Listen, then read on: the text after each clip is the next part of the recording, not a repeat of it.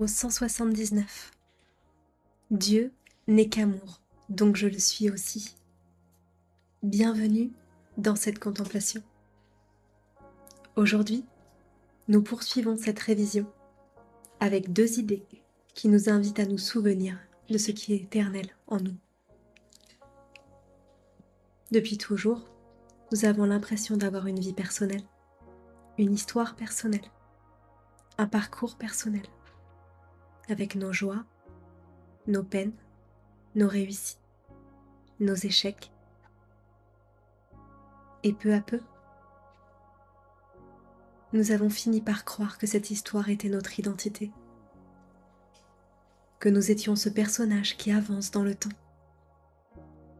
que nous étions cette personne qui naît, grandit, change et disparaît. Mais aujourd'hui, une autre vision nous est proposée. Et la première idée nous dit, il y a une seule vie et je la partage avec Dieu. Nous avons l'habitude de penser qu'il existe des milliards de vies séparées. Ma vie, ta vie, la vie des autres. Comme s'il existait une multitude de petites existences indépendantes.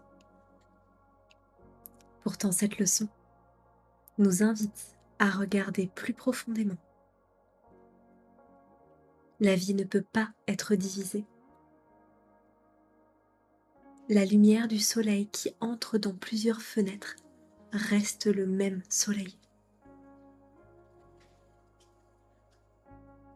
L'océan qui forme des milliers de vagues reste le même océan.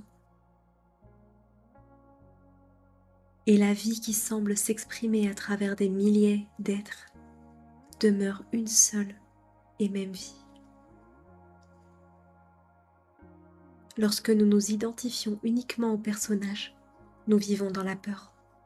La peur de perdre, la peur de manquer, la peur de vieillir, la peur de mourir. Mais lorsque nous commençons à nous souvenir de cette vie unie que nous partageons avec Dieu, quelque chose se détend. Nous réalisons que ce qui est vivant en nous n'est pas personnel. Ce qui aime en nous n'est pas personnel. Ce qui est conscient en nous n'est pas personnel. C'est la même lumière qui brille encore et encore en chacun. La même présence, la même vie. Et cette idée transforme aussi notre regard sur les autres. Si nous partageons la même vie, alors personne n'est véritablement séparé. Les frontières commencent à s'estomper, la comparaison perd son sens, la compétition perd son sens. Le jugement commence à perdre sa force, car derrière les différences apparentes, nous découvrons une unité profonde, une vie unie qui s'exprime à travers tout. Et la seconde idée nous rappelle alors, ta grâce m'est donnée, je la réclame maintenant.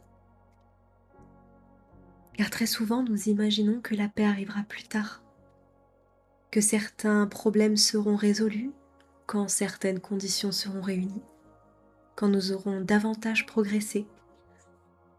Mais la grâce n'appartient pas au futur, elle est déjà donnée, maintenant, ici, dans cet instant même.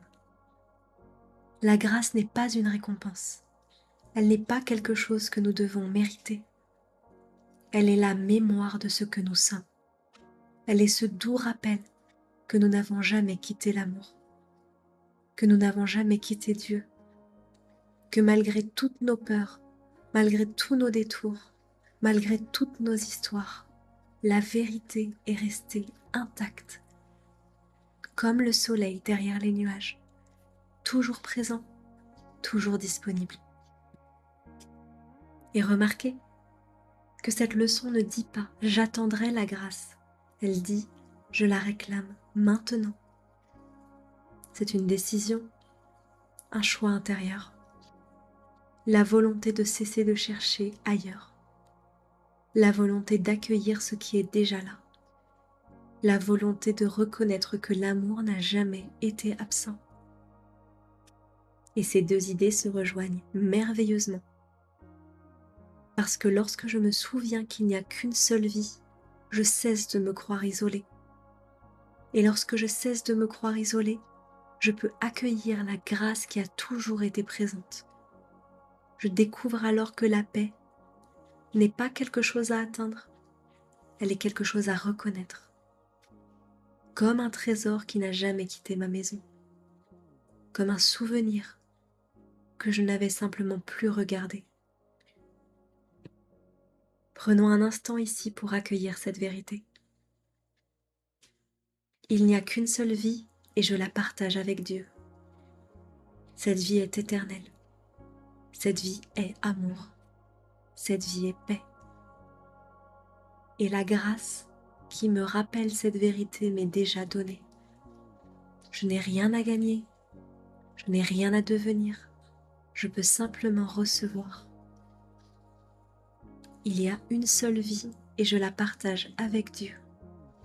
Ta grâce m'est donnée. Je la réclame maintenant. Dieu n'est qu'amour, donc je le suis aussi. Et aujourd'hui, je choisis de me souvenir de cette vie et d'accueillir cette grâce.